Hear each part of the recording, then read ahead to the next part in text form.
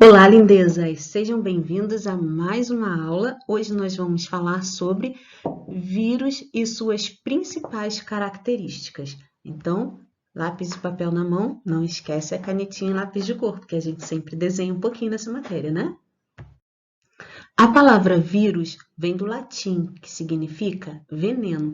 Eles são seres pequenos, na verdade minúsculos, muito menores do que as bactérias. E nós já estudamos as bactérias nas aulas anteriores. Se você ainda não estudou com a gente, dá uma olhadinha lá nos vídeos de microbiologia para a gente poder fazer uma revisão, né?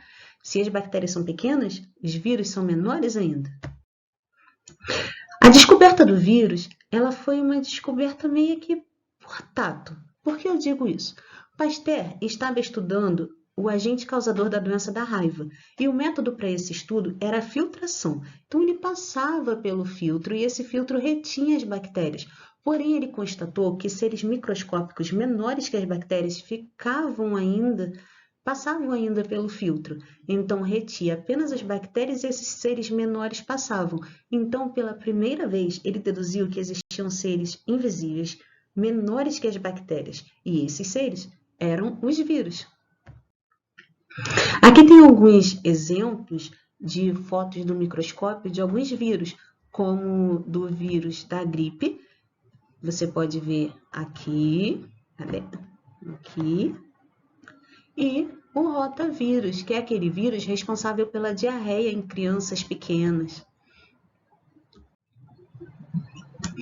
Porém, os vírus eles têm formatos muito diferenciados. Nós costumamos ver o vírus como o coronavírus, HIV, redondinhos assim, né, com esses formatozinhos assim. Porém, os vírus eles podem ser bem diferentes, como o vírus do Ebola, por exemplo, que nem parece um vírus, parece até um verme, né? Ou o bacteriófago, que parece uma antena, uma nave espacial. Temos ainda o vírus da raiva, que parece um cacto, o rotavírus, papilomavírus, o vírus da influenza, adenomavírus, o vírus da herpes simples ou o vírus da hepatite. A verdade é que os vírus, eles podem ter cápsulas com morfologias muito diferentes, porque essas cápsulas são feitas de proteína, mas o que é mais importante é o que está dentro, é o material genético deles. E eu já vou te explicar o porquê.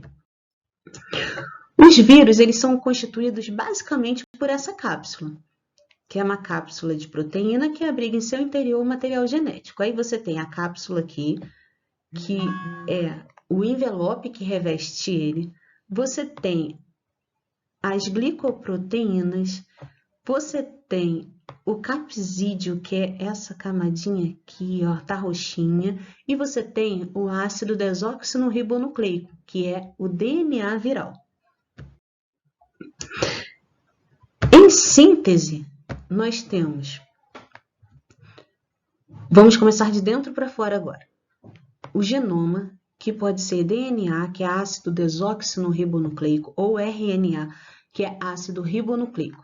Esse seria como se fosse o cérebro desse vírus. Ele vai manter toda a informação genética viral. Tudo que o vírus vai fazer é para proteger esse cérebro, porque ele quer infectar uma célula para colocar o cérebro dele dentro da célula.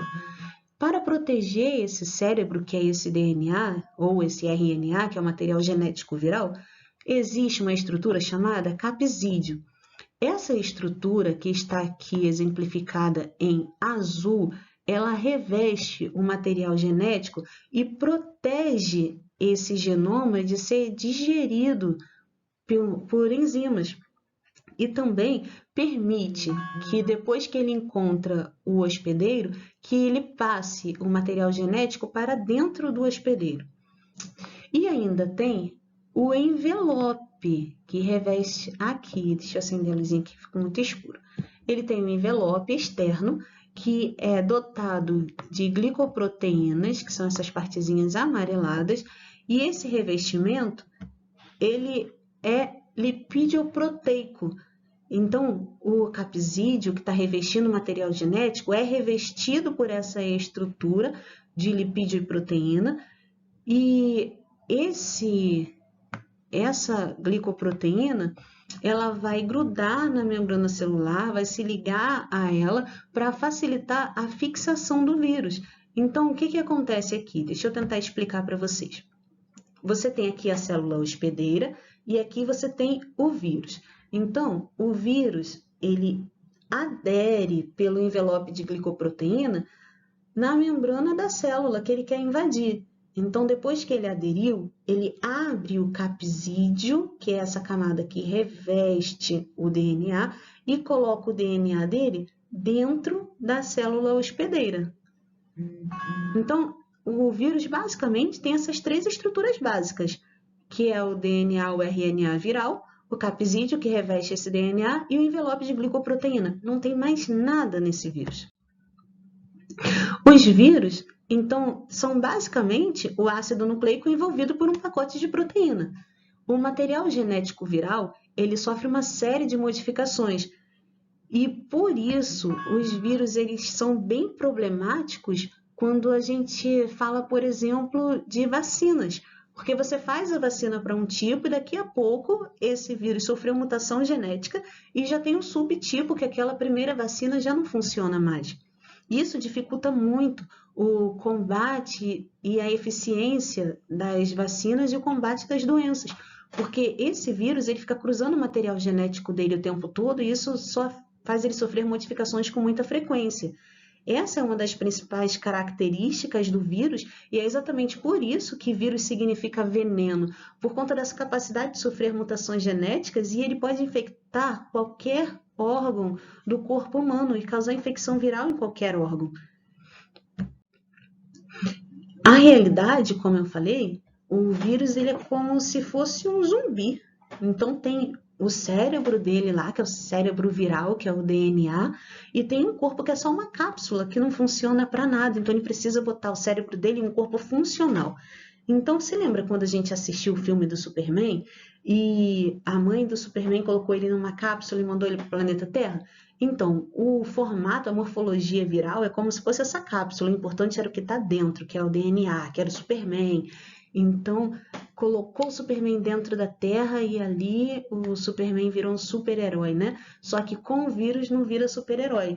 Então, tem a cápsula, carrega o DNA viral lá dentro, ele entra nas células do nosso corpo e lá ele usa aquela célula para fazer tudo que ele não consegue fazer, que são todas as atividades metabólicas, principalmente de reprodução. Então, fora do organismo, o vírus não consegue fazer reação nenhuma, nem é considerado um ser vivo, na verdade, porque ele não tem nenhuma atividade metabólica. O único propósito dele é encontrar uma célula que possa fazer isso para ele. Então, existem vários tipos de vírus e eles são classificados de acordo com o ácido nucleico que ele tem, de acordo com a forma do capsídeo e também pelo organismo que ele é capaz de infectar. Aqui nós temos alguns exemplos. Então, vamos lá, nós temos alguns exemplos aqui, deixa eu botar a canetinha aqui. Temos os adenovírus. Esses adenovírus, eles são formados por DNA, que é ácido desoxirribonucleico.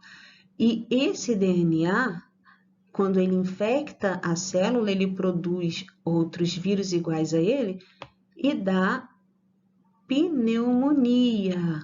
Então, um exemplo de adenovírus é o vírus que causa pneumonia. E aqui você tem o desenhozinho do adenovírus, a morfologia dele.